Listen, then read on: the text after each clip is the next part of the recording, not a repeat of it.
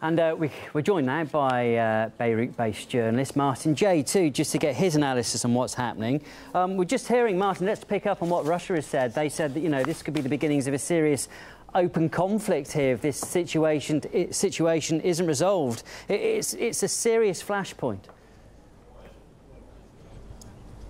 Yeah, that's exactly the right word. It's a flashpoint which both sides are trying very hard to avoid. In the last few weeks, the Americans have been dropping leaflets in the area. They've been issuing statements. They've been trying to do everything they can.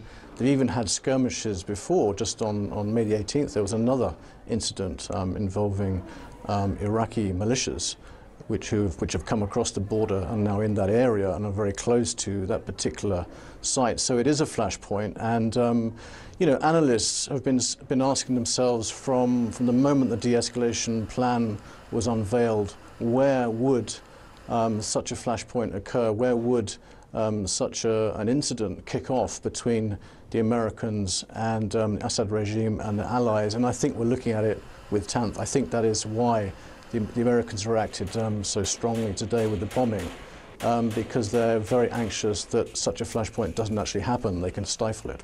The suspicion is, Martin, that these deconfliction zones are being used for a land grab, if you like, through the back door. Is that a fair accusation?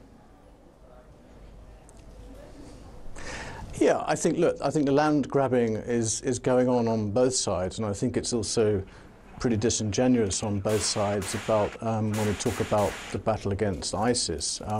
You know, there's a geopolitical war going on there between East and West, and I think we should call a spade and admit it from the off. You know, Tanf is very important. As your correspondent said, it's strategically important. It's on a crossroad. It's not just opening up a bridge, if you like, to Iran. The idea from the Assad regime and the allies is that that bridge extends right across Syria and reaches Hezbollah in Lebanon, and that's the idea and the strategy of the Assad regime. And then by contrast, interestingly, what you've got is the Americans have exactly the opposite idea. They want to create a corridor from north to south, from the top of Turkey right down to Jordan. So you've got, it's incredibly important, and that's why the tension is there right now.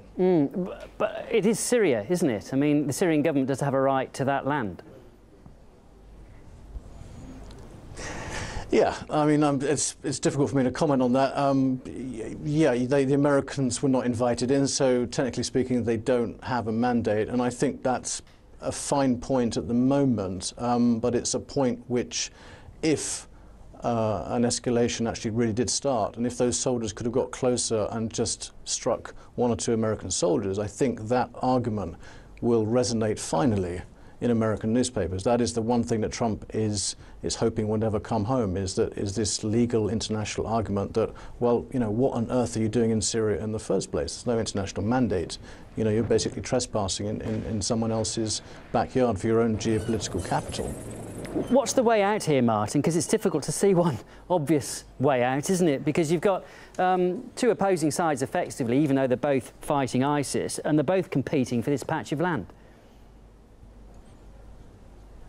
The way out is a military solution, but I'm not sure the Americans are going to take it. I think if you look just a few weeks ago when this first incident happened on May the 18th, and there was a standoff again, and these are Iraqi Shia militias that have come across the border and are now encircling this camp, which is very important. It's a US camp which has British soldiers in there as well, who are training soldiers to fight ISIS.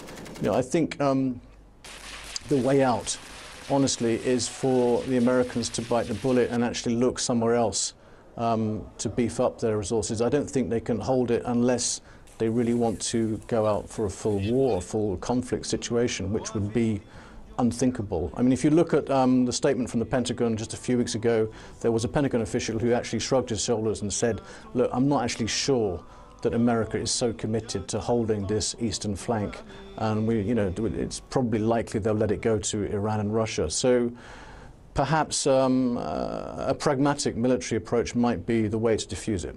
What sort of exchanges are you expecting at the UN? Because I understand that Russia's called for an emergency meeting there too to discuss what has happened. Are you hopeful that perhaps it might de-escalate things, or do you think tensions could increase?